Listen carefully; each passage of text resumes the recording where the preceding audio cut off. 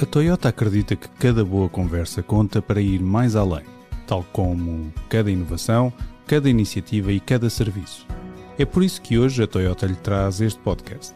Conheça as histórias que inspiram a ir mais além em toyota.pt. Na Terra dos Cactos, podcast sobre temas africanos do Jornal Público.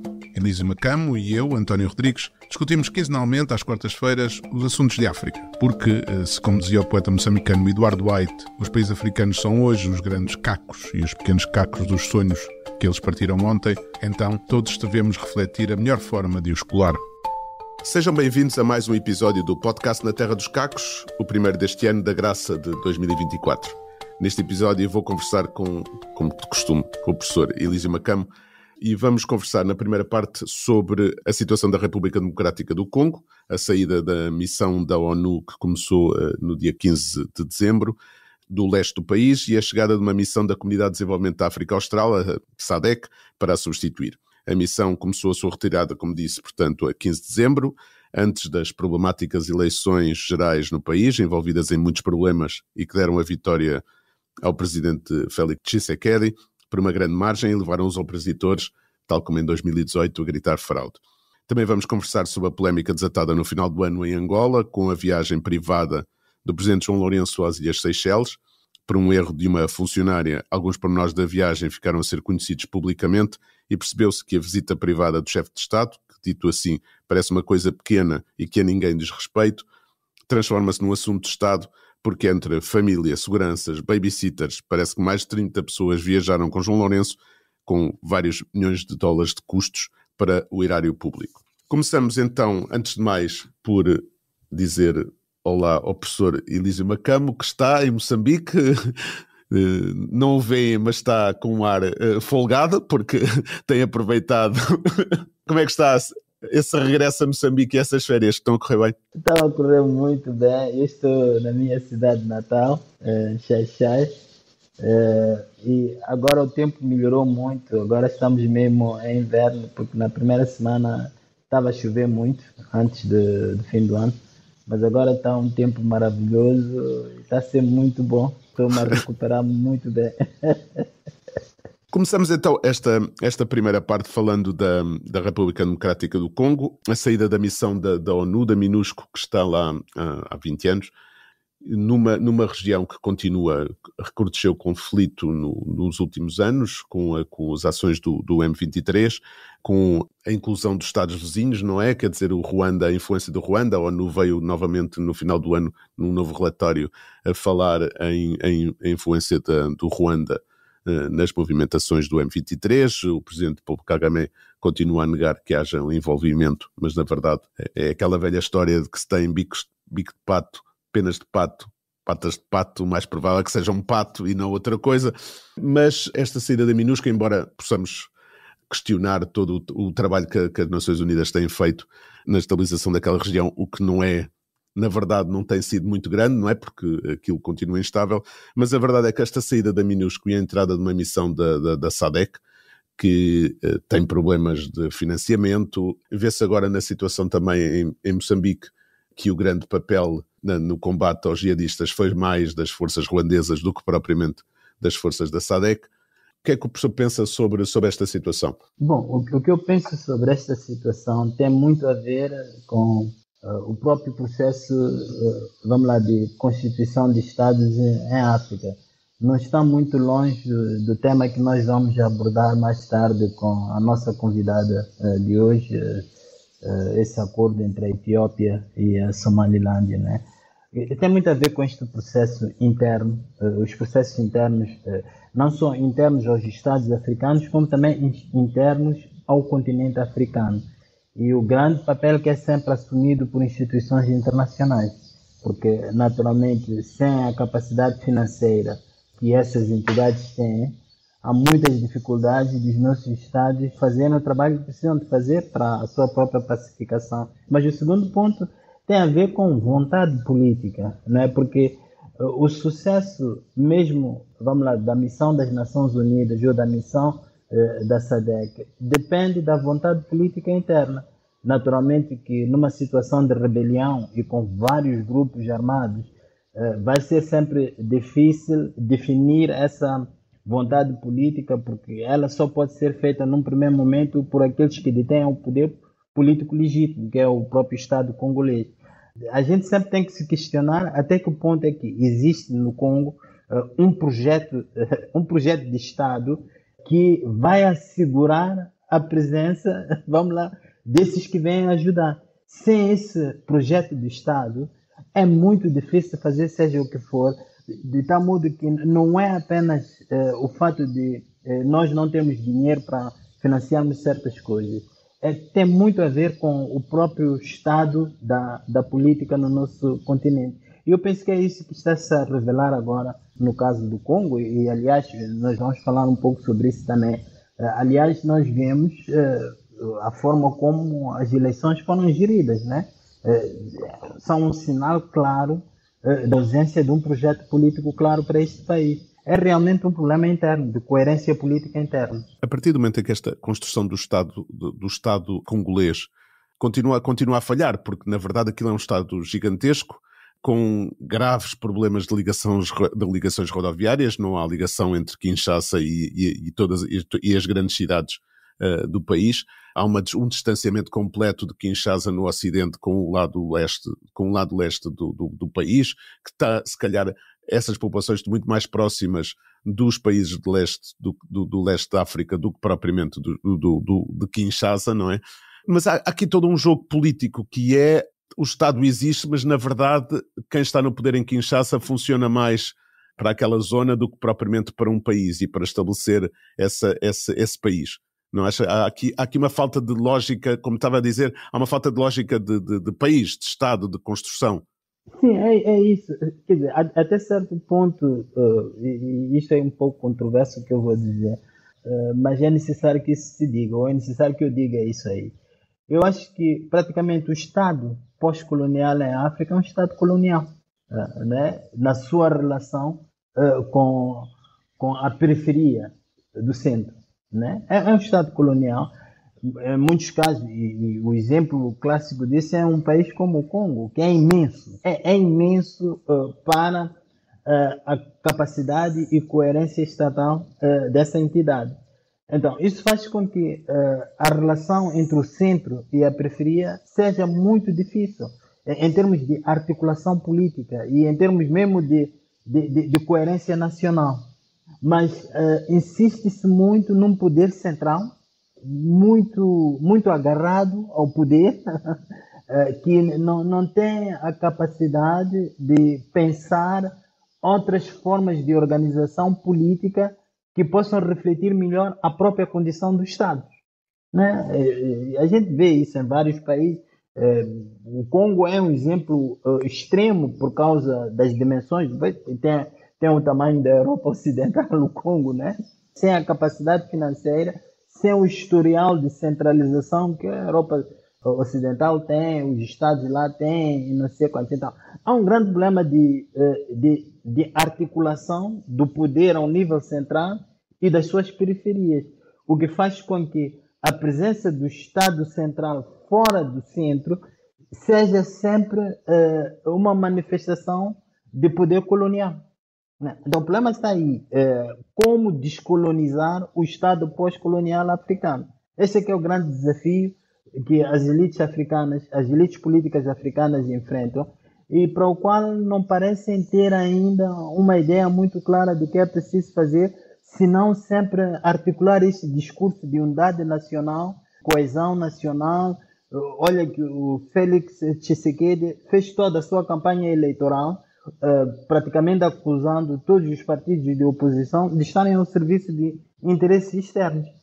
Portanto, é sempre essa ideia de que esse Estado realmente existe, e nós sabemos que do ponto de vista prático não existe. Do ponto de vista formal existe sim, mas do ponto de vista prático não existe, e não há nenhuma preocupação em procurar identificar uma narrativa que possa articular melhor a própria condição fraca desse Estado. Então esse aqui é o grande problema, não só no Congo, como também em muitos outros países africanos.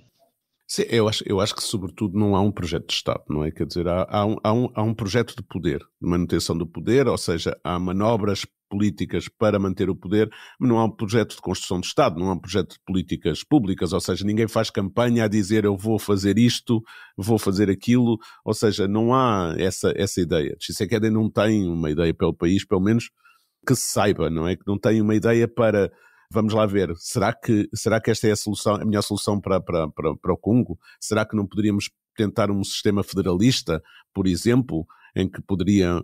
Ou seja, esse é um bocado o problema, o que deixa também uma parte do país entregue a outros interesses e a outras manobras políticas. E aqui, por exemplo, a questão do Ruanda. Ruanda passou a ser a menina dos olhos do Ocidente, aparentemente. Ninguém questiona o facto de não haver eleições e o Paul Kagame continua lá no poder só porque conseguiu estabilizar o país, que é bom, ou seja, conseguiu estabilizar o país depois do genocídio e tudo mais.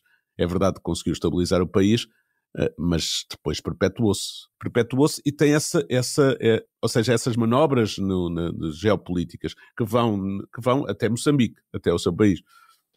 Exatamente, né? Quer dizer, e é preciso também dizer que ele pacificou o país da forma mais violenta possível, né? É bom nunca esquecer isso aí. Mas olha, são 7 milhões de congoleses que não puderam votar agora no leste, justamente por causa da violência lá, que também tem a participação de Kagame. A gente nunca deve esquecer. Mas eu acho que é o que o Antônio está a dizer realmente. É esta ausência de projeto de Estado. Há um projeto de poder, mas não há um projeto de Estado. E isso levanta, para mim, como investigador, levanta algumas questões interessantes do ponto de vista da própria sociologia política, né? O que é que quer dizer gerir as relações entre as pessoas dentro de um Estado através, por exemplo, de um instrumento como eleições? No início a gente pensava que as eleições iriam refletir uma certa garantia de direitos, não é, uma certa garantia de controle de quem exerce o poder, quer dizer, que elas seriam o reflexo de um Estado democrático. E o que nós estamos a verificar em muitos países africanos, e o Congo é exemplo disso, infeliz, é que as eleições realmente não têm essa função. As eleições têm mais a função, quer dizer, há uma certa perversão dessas eleições ao serviço desse projeto de poder que se tem e que até certo ponto é feito de forma totalmente legítima, né? Ele pode articular um discurso convincente para si próprio, para os seus apoiantes, partindo simplesmente do princípio de que a fraude pode ser funcional e legítima para a preservação, digamos, da nação congolesa, né? Porque, caso contrário, o poder vai cair nas mãos de congoleses que não deviam ter o poder porque depois vão satisfazer os interesses estrangeiros. Então, nós temos um problema muito grave aqui, quer dizer, um desafio muito grande para quem faz ciência política e para quem faz sociologia política, que é realmente perceber que função é que estes instrumentos todos que nós associamos com muita facilidade e com toda a legitimidade à questão da democratização, que função é que eles podem ter na perversão do discurso, na perversão do processo democrático. E é o que está a acontecer no Congo, é o que está a acontecer em Moçambique, é o que está a acontecer mesmo na África do Sul, que é um Estado muito, quer dizer, do ponto de vista democrático, muito mais consolidado do que todos os outros. Mas o que nós estamos a ver é esta constante perversão deste instrumento ao serviço de um projeto de poder. E isso é um grande problema para a África. Estou totalmente de acordo consigo. Acho que aqui há duas coisas que têm a ver com a forma como se tratam as eleições. As eleições tornaram-se como uma espécie de institucionalização da usurpação do poder, por um lado, e outra coisa, uma espécie de relações públicas para o mundo exterior, para dizer, vejam, nós continuamos a ser países democráticos, continuamos a ter eleições e, portanto, são órgãos legítimos que foram eleitos. E, do outro lado, há uma hipocrisia da comunidade internacional, que é, tiveram eleições, portanto, temos um poder que foi eleito pelo povo e, portanto, tem toda a legitimidade. Sim, concordo perfeitamente com essa leitura, né? Mas pronto, isso está a levantar para mim um outro desafio, né?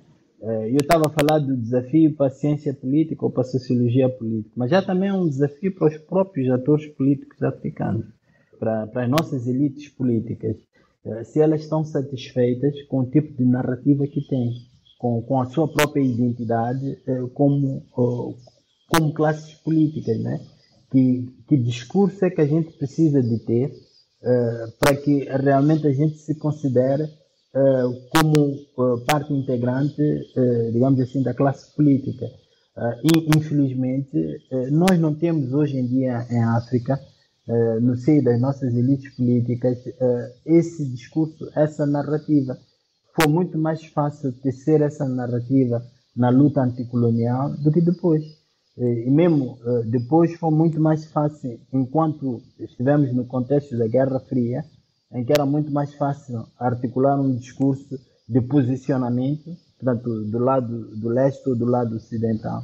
Mas hoje em dia, em que esses posicionamentos são menos claros e são menos fáceis de fazer, nós começamos a ver fragilidade da narrativa política das elites africanas, das elites políticas africanas. Então, esse para mim é um grande problema que nós vamos ter que refletir com muito mais força e com muito mais ímpeto ainda do que tem sido o caso. O que nós temos visto em vários países africanos é apenas a fuga para frente, né?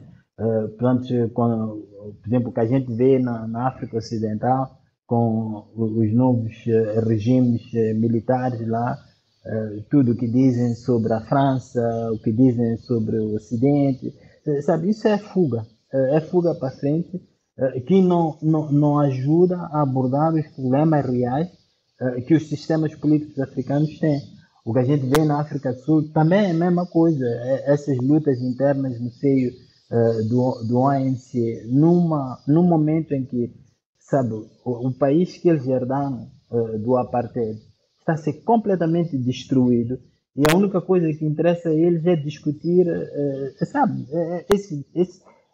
essas rixas que eles têm entre si mostram a fragilidade, mas também a miséria da política em África. Então, para mim, há esse grande desafio. Por um lado, para a ciência política, refletir realmente estes conceitos de forma ainda melhor, mas também da parte das elites políticas africanas, certificarem-se de que realmente tenham uma narrativa para os seus países. E neste momento, não estou a ver nenhum país que possa dizer que tenha uma elite política que articula um discurso que esteja à altura dos desafios que esses países enfrentam. Já estamos a estender o nosso tempo, vamos passar já para o segundo tema desta primeira parte. Passagem de ano de luxo do Presidente de Angola e da sua comitiva no luxo das Seychelles, e vamos sublinhar a redundância aqui. Sem nos debruçarmos sobre o custo desta viagem, há aqui duas questões que se levantam a meu ver.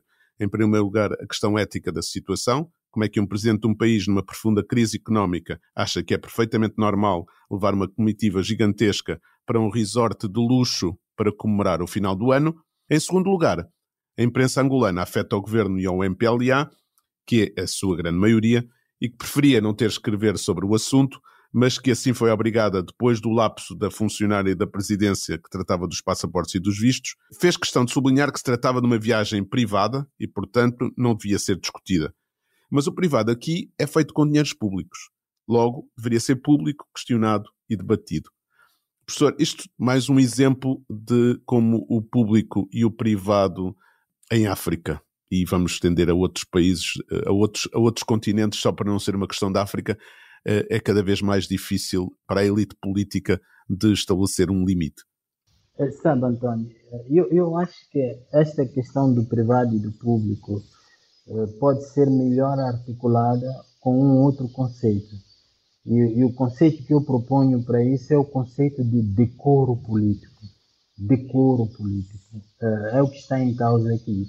Num primeiro momento, não quero colocar em primeiro plano essa viagem para as Seychelles, porque é apenas uma manifestação periférica do que eu tenho em mente. O que eu tenho pensado quando eu estou em qualquer país africano, O que eu tenho visto é toda aquela pompa e circunstância que acompanha os governantes, o tipo de viaturas que eles têm, o tipo de vida que eles levam, e tudo isso ao lado de uma pobreza extrema, né? E muitas vezes o que eu me pergunto é como é que essas pessoas se sentem vivendo como elas vivem e sabendo que milhões de compatriotas não têm esse tipo de vida.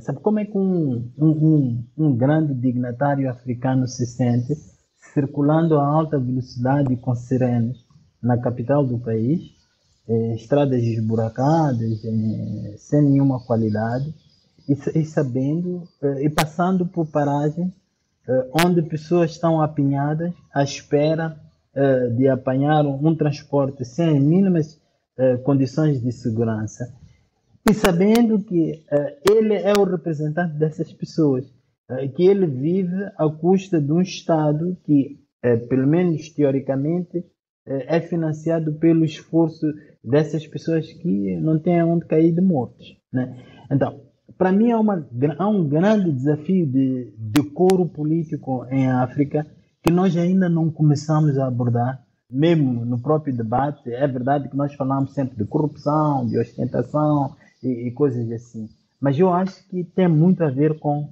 a questão do decoro, e essa questão traduz-se na própria na própria questão da integridade de quem faz política, né?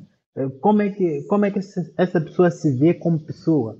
As maiores riquezas no continente africano, ou o maior conforto nas sociedades africanas, vem da posição que a pessoa ocupa no Estado.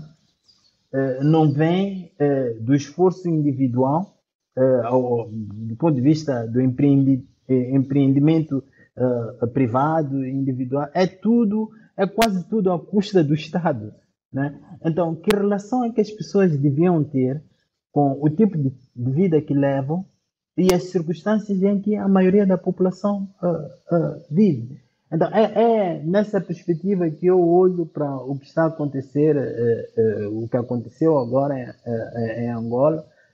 O caso das Seychelles é apenas um exemplo, mas nós também, em Angola, está-se a discutir, por exemplo, a questão das viaturas para os deputados do Parlamento, né? E são viaturas de luxo, custam milhões e milhões, e sabe, num país que tem altos índices de pobreza como Angola, né? Como é que as pessoas se sentem? E não é só a pessoa que está no governo, é também a pessoa que está na oposição. Então, todos a viver à custa do Estado, sabe? E não necessariamente do seu esforço individual. Sim, há como que vivem cada vez mais numa bolha de poder, uma elite cada vez mais afastada da população, que é mais cosmopolita até, que conhece, que estudou fora, que conhece mais o mundo do que conhece o seu próprio país. E como conhece mais o mundo que o seu próprio país, não sabe o que fazer com o seu próprio país. E vive em função daquilo que o Estado lhe dá, porque basicamente quem trabalha para o Estado tem as benesses do Estado. E portanto, isso é um objetivo em si, não é? Manter essas benesses. Por isso é que muitas vezes também, por exemplo, nos gritos de fraude, sempre em eleições da oposição, e essa oposição que depois acaba por assumir os seus cargos no Parlamento, ou seja, porquê? Porque se não assumir esse, não tem o dinheiro que o Estado lhes dá. E, portanto, depois não consegue funcionar. Essa é um bocado também a lógica da manutenção do poder, porque mesmo com os gritos de fraude, essa oposição continua a cumprir as regras. Exatamente. Eu, há vários anos, fiz um estudo para a DFID, que é o Organismo de Cooperação Internacional do Reino Unido, que era mais sobre a questão do o apoio direto orçamental em Moçambique, se ele punha em causa ou não o processo de democratização ou da consolidação da democracia em Moçambique. E uma das grandes questões que estava a ser discutida nessa altura tinha a ver com as regalias dos funcionários públicos do Estado moçambicano, porque por causa da forte presença de vários organismos internacionais tinha entrado o hábito de dar certas regalias a pessoas que trabalhavam em projetos ligados a esses organismos internacionais. E eram regalias que davam salários, rendimentos chorudos a essas pessoas.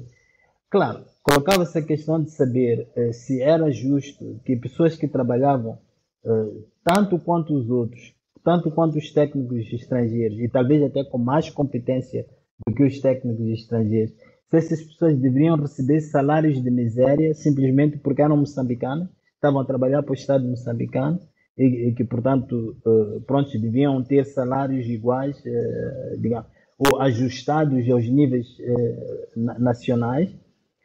Mas também a outra questão é saber o que é que isto significa em termos de coesão nacional, em termos de justiça social.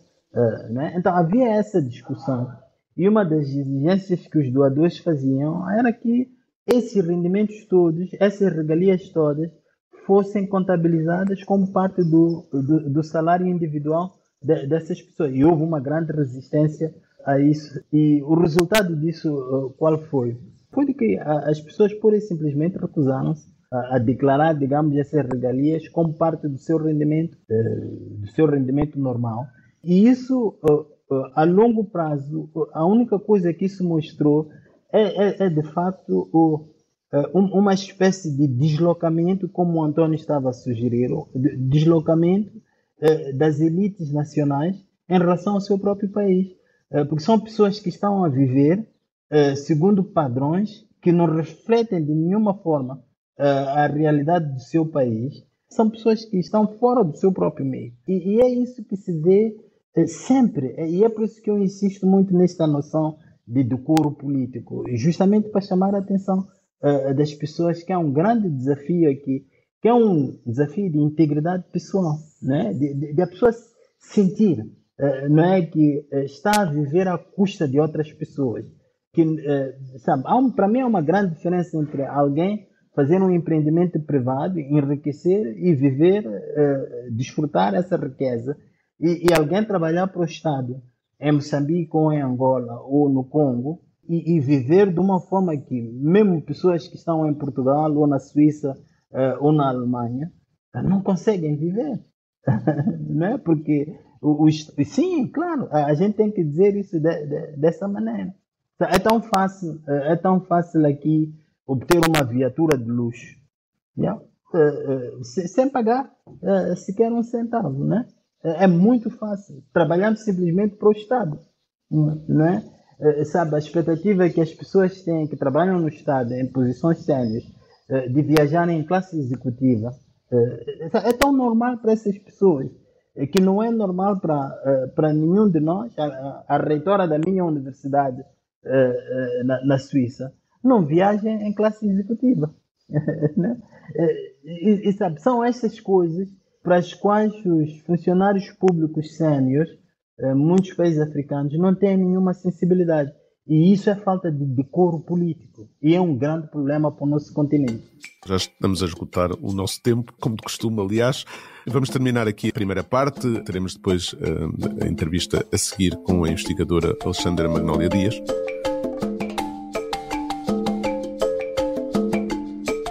Passamos então à segunda parte deste podcast, mais um episódio do Na Terra dos Cacos. Temos connosco a investigadora Alexandra Magnólia Dias. Vamos falar nesta segunda parte sobre uma nova tensão em África, com o anúncio do acordo entre a Etiópia e a Somalilândia, um antigo protetorado britânico que se juntou à Somália quando esta se tornou independente em 1961, mas que autoproclamou a sua independência em 1991, depois do colapso da Somália, embora essa independência não seja reconhecida nem pela Somália, nem por ninguém no mundo, com exceção de Taiwan, embora aqui sabemos porque Taiwan é que reconhece, não é? Porque precisa de, quanto mais países tiver, melhor. Com este acordo, a Etiópia consegue o acesso ao mar, que perdeu em 93 depois da independência da Eritreia, e a Somalilândia o reconhecimento da sua independência por Addis Abeba. Mas a notícia foi recebida com hostilidade pela comunidade internacional, que a vê como uma violação de direito internacional, e o abrir de um novo foco de tensão numa região onde a tensão tem aumentado nas últimas semanas, com a multiplicação dos ataques dos Houthis aos navios que circulam pelo Mar Vermelho e as movimentações do Irão e dos Estados Unidos. Para nos ajudar a perceber melhor a situação, vamos então falar com a investigadora Alexandra Magnólia Dias, professora da Faculdade de Ciências Sociais e Humanas da Universidade Nova de Lisboa, que tem feito trabalhos de campo na região, inclusive na Somalilândia, tendo feito monitorização de conflitos no Corno da África e escrito conferências e artigos em revistas sobre a região. Professora, muito obrigado por ter aceitado o nosso convite e começava por lhe perguntar quão desestabilizador é este acordo para a situação na região. Muito obrigada pela oportunidade de estarmos a debater este assunto e cabe-me então criar aqui algum distanciamento face a uma situação em escalada, digamos assim. A Somalilândia declarou unilateralmente independência e a Etiópia, em termos de Estados na região, manteve sempre uma presença na Somalilândia. Não tinha uma embaixada, porque a Somalilândia não é reconhecida, mas tinha um consulado. Inclusive, quando houve um atentado terrorista perpetrado na capital da Somalilândia, em Hargeisa, os alvos foram justamente esse consulado da Etiópia e também as Nações Unidas e a União Europeia foram alvo desse atentado. Logo, há uma expectativa por parte da Somalilândia de que algum dos Estados da região tomasse a iniciativa relativamente ao reconhecimento da sua declaração unilateral de independência. A questão que urge colocar é o porquê, agora, nesta conjuntura de alianças voláteis, em que a Etiópia, desde que o primeiro-ministro Abiy Ahmed está no poder, tem tido uma política volátil de alianças com os líderes na região. Inesperado este reconhecimento na medida em que o presidente da Somália, Farmajo, e o presidente da Eritreia, Isaias Afwerki, foram fundamentais a quando da eclosão do conflito em novembro de 2020 na região norte da Etiópia, no Tigray. E a Etiópia tem vários conflitos em curso internamente na região Amara e a situação é muito tensa em termos internos na Etiópia. Por outro lado, a Etiópia continua a ser um dos países que contribui com forças para a missão da União Africana de transição na Somália. O porquê de chegar justamente agora esta necessidade, este ímpeto de transição, de acesso ao mar, temos aqui uma forte aliança entre a Etiópia e os Emirados Árabes Unidos. E nós sabemos que os Emirados Árabes Unidos têm uma forte presença em Berbera. A Etiópia tentou ter um acesso ao mar através da Eritreia, que foi repudiado de imediato pelo presidente Isaias Afwerki da Eritreia, não obstante a aliança anterior no conflito no norte da Etiópia, e agora temos esta tentativa em relação à Somalilândia, que com certeza é extremamente bem recebida pelo presidente em funções, Moussa Abdi. Em relação a Mogadishu, o presidente Farmajo vem repudiar este acordo como um atentado à integridade territorial da Somália. Aqui a grande questão a colocar é o porquê agora, até que ponto é que os Emirados Árabes Unidos têm alguma influência neste ímpeto da Etiópia relativamente a ganhar acesso ao mar e a contrapartida será o reconhecimento da Somalilândia, que não ocorreu até ao presente, e esta é a grande questão. E não nos podemos esquecer de outra potência emergente com uma forte presença na região, que é a Turquia. E a Turquia é um dos principais parceiros da Somália e tem uma presença também muito expressiva e significativa em Hargeisa, e a Turquia opõe-se veementemente a quaisquer ímpetos separatistas da Somalilândia. Portanto, temos uma situação tensa e temos uma conjuntura volátil de reordenação da ordem internacional, em que aquilo que está em causa vai muito para além do reconhecimento da independência da Somalilândia. Isto vai muito para lá daquela região também, tem a ver com as potências e com as manobras das potências naquela região. Até que ponto é que a presença russa e a vontade russa de ter uma base militar na Somalilândia também contribuiu para este desenvolvimento? Repare, durante a Guerra Fria houve ali um reverso de medalhas, de alianças com a guerra de 77-78, que opôs as Forças Armadas da Etiópia às Forças Armadas da Somália, e esta guerra teve muitas baixas e contribuiu para um reverso dos alinhamentos no Corno da África. E anteriormente, a antiga União Soviética tinha uma presença, uma força naval em Berbera. Não nos podemos esquecer que, em termos de garantir um porto, uma presença naval no Corno da África, os acordos preferenciais têm sido entre a Rússia e o Sudão. O Sudão está em conflito, em escalada, e não nos podemos esquecer que há a presença dos mercenários da Wagner.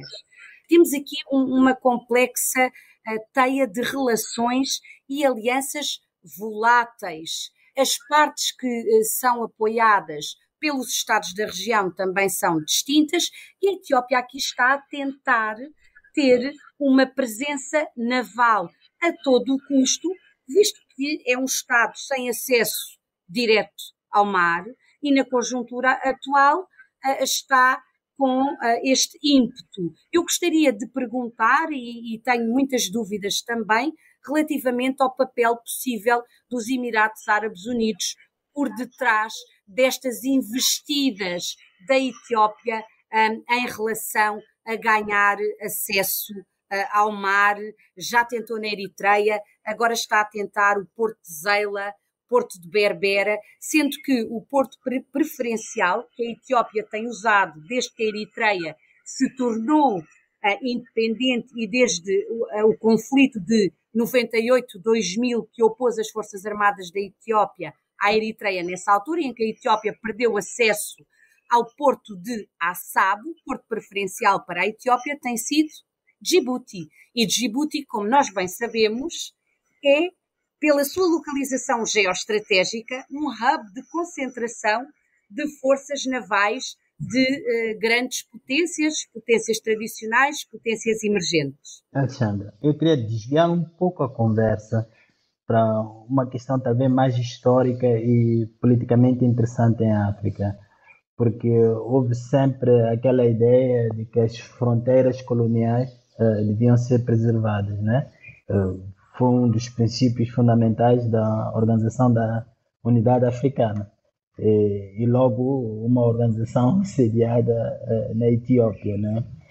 Então, o que eu queria saber é se pensa que o que a Etiópia está a fazer, para além de toda a geopolítica, para além também dos próprios desígnios imperiais da Etiópia, é praticamente recomeçar um processo de redesenho de fronteiras africanas para que elas sejam reflexo de processos políticos africanos e não apenas um reflexo da colonização. Essa é a grande questão e aqui as teses dividem-se, nomeadamente a Somalilândia apresenta o seu caso não como um caso que vem desafiar a norma do uti possidetis, ou seja, a criação de Estados africanos com base nas fronteiras herdadas do colonialismo, e neste caso a Somalilândia veio apresentar a legitimidade do seu caso para o reconhecimento da sua independência, como reforçando o princípio do uti possidetis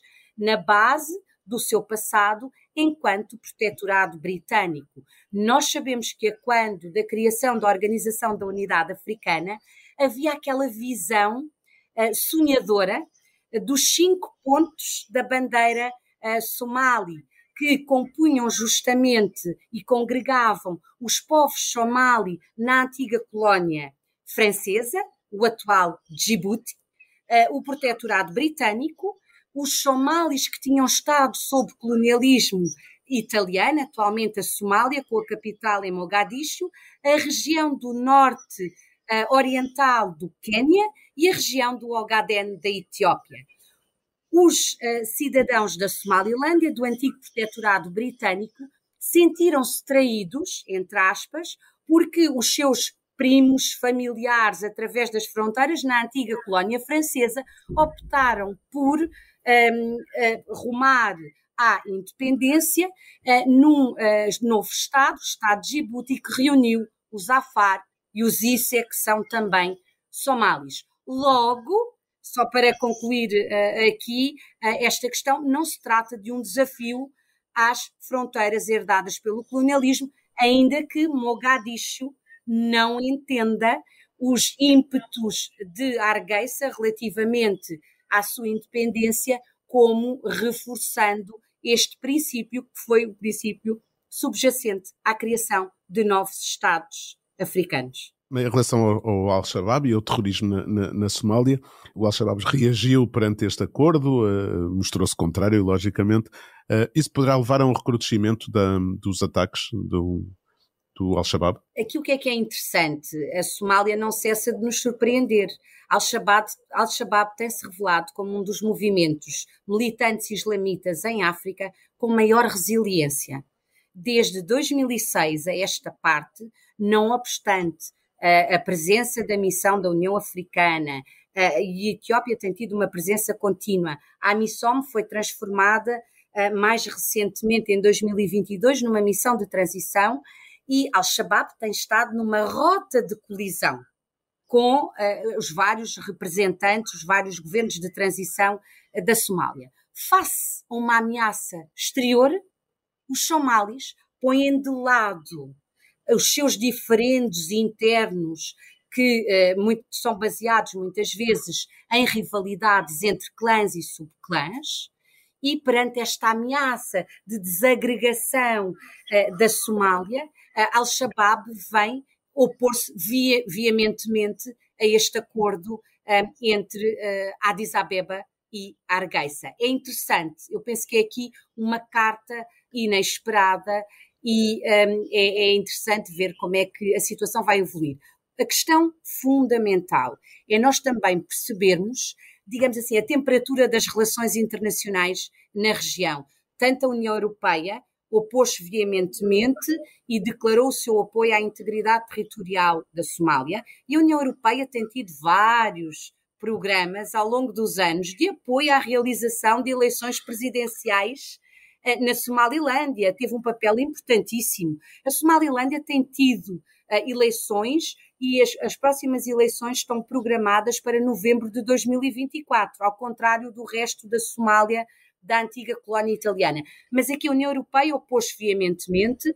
Outro Estado importante, Reino Unido, já veio declarar que se opõe a quaisquer iniciativas que coloquem em causa a integridade territorial da Somália. Eu penso que aqui este desenvolvimento foi mais inesperado.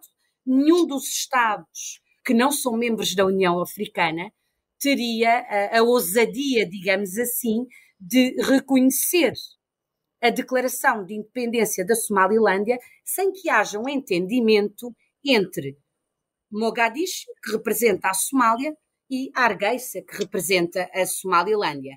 Aqui a carta também que é inesperada é que tenha sido, justamente como o Elísio Macamo relembrava, um dos Estados fundadores da Organização da Unidade Africana e que tem justamente a sede da União Africana a tomar esta iniciativa. Mas temos aqui também que entender questões de política interna da Etiópia, o que se tem transformado na Etiópia desde que o primeiro-ministro Abiy Ahmed, que foi Nobel da Paz, chegou ao poder em 2018, que se apresenta como um bastião da paz, da estabilidade na região, e neste momento temos a Etiópia, ao invés de ser uma fonte de acolhimentos de refugiados da região, a Etiópia está-se a revelar uma fonte de instabilidade na região. Este reconhecimento, numa outra conjuntura, poderia ter sido acompanhado de forma diferente e poderia ter tido uma receptividade diferente em outras capitais africanas. Na atual conjuntura, é um foco extra de tensão numa região que já está a ser fustigada por vários conflitos, desde os conflitos no Sudão aos conflitos internos também na Etiópia. Poderá haver alguma retaliação por parte da Somália? Terá força para retaliar? Uma oposição entre a Somália e a Etiópia é deveras preocupante. guerras clássicas em África, conflitos interestatais que opõem as Forças Armadas de Estados soberanos em África têm sido a exceção e não a regra.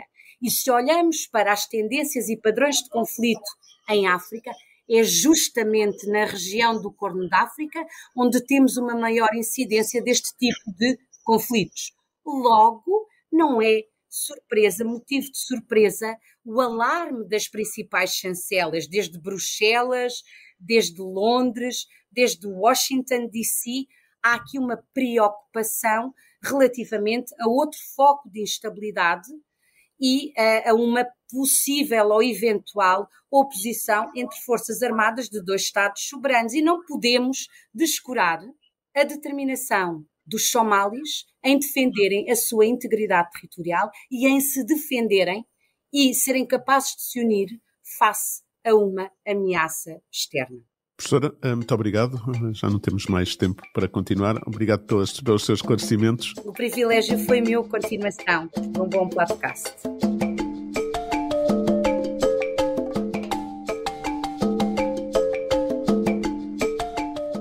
Estamos a chegar ao fim de mais uma edição de Na Terra dos Cacos e, como habitualmente, vamos terminar com as nossas sugestões. Professor, o que trouxe esta semana para sugerir a quem nos ouve? Eu trouxe aqui, vai haver o lançamento de uma obra em Portugal, tanto em São Miguel de Souto, Santa Maria da Feira, e isso vai ser no sábado, dia 13, e vai ser o lançamento de uma obra de um moçambicano, Gessimus Cassinda, que está agora a estudar em Portugal, e ele é o fundador de uma editora muito boa aqui em Moçambique, a editora Etal, que tem um programa editorial muito, muito bom. E ele vai lá publicar o seu livro Kwashala Blues, né? E ele é uma pessoa que tem um grande compromisso com a vernacularização dos conceitos que nós usamos no debate político e na reflexão intelectual. E eu sempre acho muito bom quando vejo autores africanos a serem publicados em Portugal, né? Porque o contrário a gente vê menos, né? Autores portugueses a serem publicados cá. Então é sempre muito bom ver isso aí, e eu gostaria de chamar a atenção para esse lançamento. Vai ser às 21h30, né? São Miguel de Souto, Santa Maria da Feira. É o Gessimus Cassinda com o seu Kwashala Blues. Vamos ter umas sugestões muito moçambicanas, porque eu também vou sugerir um livro moçambicano. Da minha parte, não uma coisa nova, mas venho a retirar do baú uma coisa mais antiga, uma coisa que este ano completa um aniversário redondo. Trata-se do livro Nós Matamos o Cão Tinhoso, o livro do escritor moçambicano Luís Bernardo Onuana, que foi lançado em 1964, originalmente. É um marco na literatura moçambicana moderna, uma importante marca na literatura de língua portuguesa e um livro que vale a pena ler ou reler. Em Portugal está editado pela Cotovia e faz parte muito bem do Plano Nacional de Leitura, e eu termino por aqui. Professor, muito obrigado mais uma vez por esta boa conversa. Continuo a desfrutar aí do bom tempo em Xai-Xai e até ao próximo podcast. Sim, olha, Antônio, deixa-me só dizer uma ou duas coisas sobre o livro Nós Matamos o Cão Tinhoso.